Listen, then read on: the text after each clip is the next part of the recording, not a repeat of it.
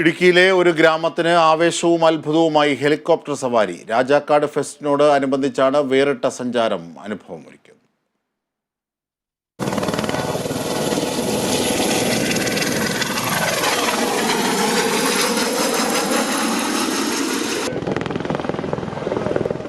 മനോഹരമായ ഭൂപ്രകൃതിയും അതിമനോഹരമായ കാഴ്ചകളും ആകാശയാത്രയിലൂടെ പ്രൗഢിയോടുകൂടി കാണുക എന്നത് പുതിയ അനുഭവമായി മാറി.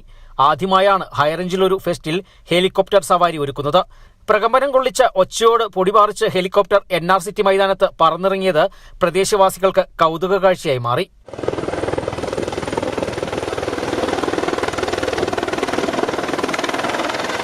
ഹെലികോപ്റ്ററിനെ അടുത്തു കാണുന്നതിനും മൊബൈലിൽ പകർത്തുവാനും നിരവധി ആളുകളാണ് മൈതാനത്തേക്ക് എത്തിയത്.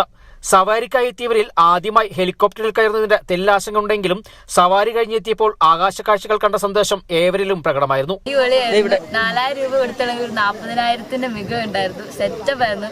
ഫ്രണ്ട് ഇരുന്ന് കണ്ടപ്പോൾ അടിപൊളിയായിരുന്നു. കുട്ടികൾ മുതൽ മുതിർന്നവർ വരെ ഹെലികോപ്റ്റർ സവാരി നടത്തി. രാജക്കാട് മുതൽ ആനച്ചാൽ വരെയായിരുന്നു യാത്ര.